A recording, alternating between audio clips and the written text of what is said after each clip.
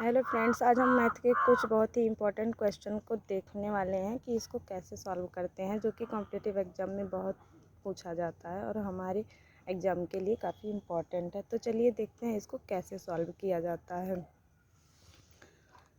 हमारा क्वेश्चन दे रखा है, ये फ्रैक्शन से संबंधित क्वेश्चन है जो कि हर कॉम्पिटिटिव एग्ज़ाम में पूछे जाते हैं। ये क्वेश्चन शायद आपके पिछले टेट या सुपर टेट एग्ज़ाम में पूछा गया था, मुझे एग्जैक्टली याद नहीं आ रहा है। तो क्वेश्चन हमारा दे रखा है, 1/2 में कितने आधे हैं।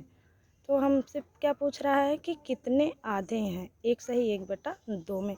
तो ऐसे क्वेश्चन जब दें तो हमें कुछ नहीं करना होता है सॉरी, बस हमें देखेंगे कि ये क्या कह रहा है।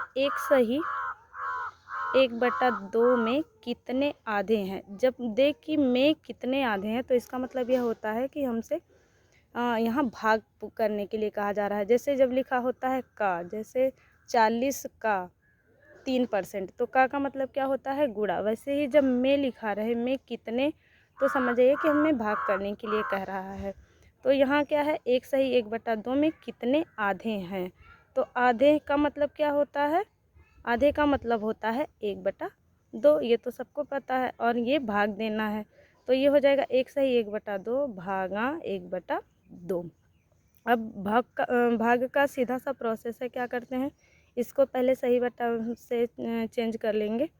2 × 2 = 3, 3/2 भागा 1/2। भागा को हम बदलते हैं गुणा में, तो क्या करते हैं, इस भिन्न को पलट देते हैं, अंश को हर में और हर को अंश में। तो ये हो जाएगा 3/2 गुणे, अब इसको पलटेंगे तो अंश जो है हमारा वो हर बन जाएगा, हर जो है वो अंश बन जाएगा। अब ये देखिए, दो से कट जा रहा है, 2 × 2 2 × 2, तो हमारा बचा कितना, 3। ये कि हमारा एग्जैक्ट आंसर हो गया। ऑप्शन क्या इसमें 4 दे रखा है। पहला ऑप्शन है ए, दूसरा ऑप्शन है ए वाला ऑप्शन है 1, बी वाला ऑप्शन है 2 और सी वाला ऑप्शन है 3 और डी वाला ऑप्शन है 4। तो ये हमारा कौन सा ऑप्शन आया है, हमारा आया है 3, जो कि सी ऑप्शन हमारा सही है।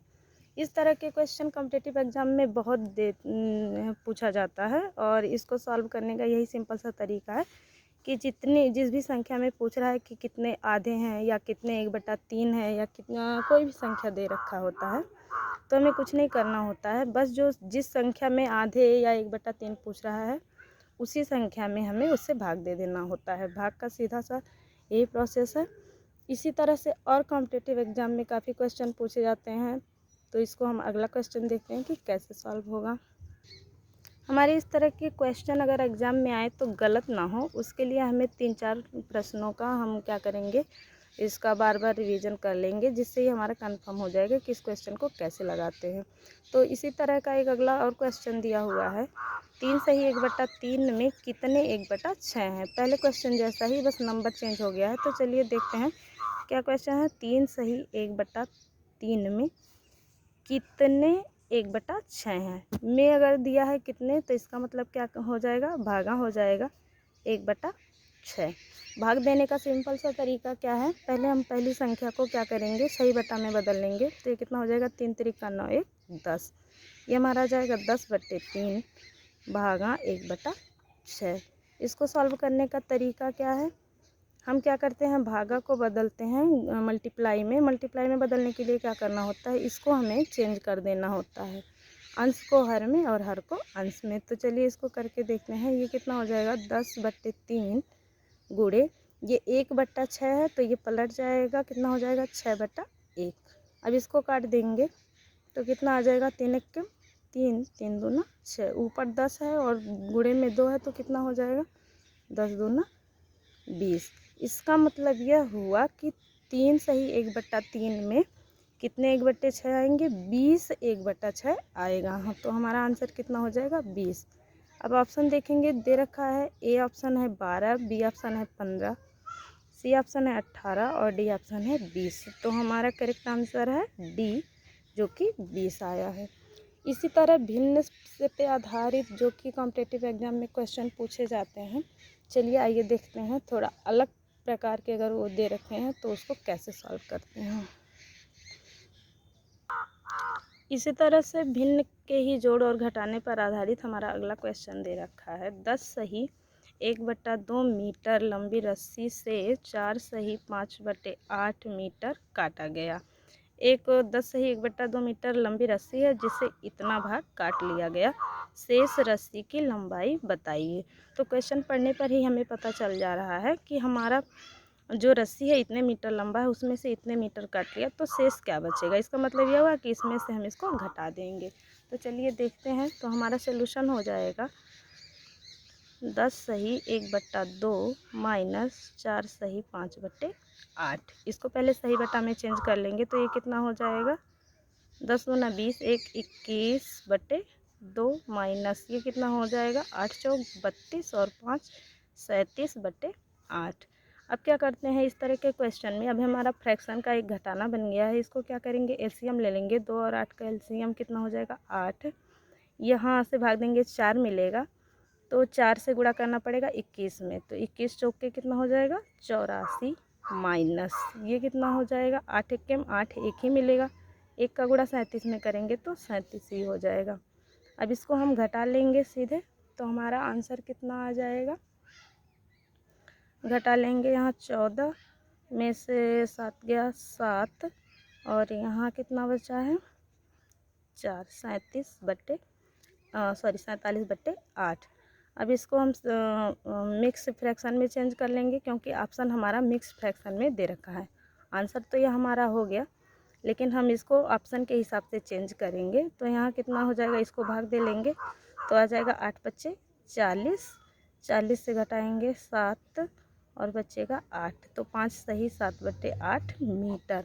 अब हमारा कौन सा ऑप्शन सही है, 5 सही 3/8, 5 सही 1/8, 5 सही 7/8।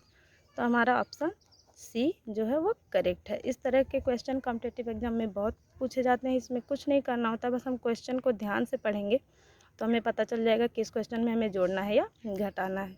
तो चलिए इसी तरह के अगला क्वेश्चन देखते हैं जो कि कॉम्पिटिटिव एग्जाम में पूछा जाता है।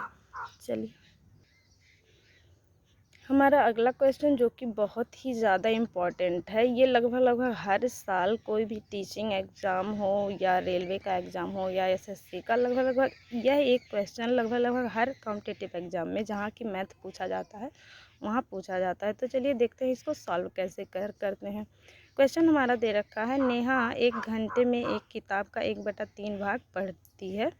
यदि वह किताब को 2 सही 1/5 घंटे पढ़ती है तो किताब का कितना भाग पढ़ने के लिए शेष बचा है। तो चलिए देखते हैं। अब यहाँ देखिए दे रखा है 1 घंटे में कितना पढ़ती है, 1 घंटे में पढ़ा गया भाग बराबर कितना दिया दे रखा है 1/3।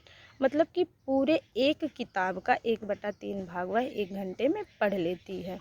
तो अगला स्टेप दिया हुआ है कि अगर वह 2 सही 1/5 घंटे किताब को पढ़ती है तो यहाँ हमें निकालना पड़ेगा कि वह 2 सही 1/5 घंटे में किताब का कितना भाग पढ़ लेगी। 1 घंटे में इतना तो 2 सही 1/5 घंटे में कितना।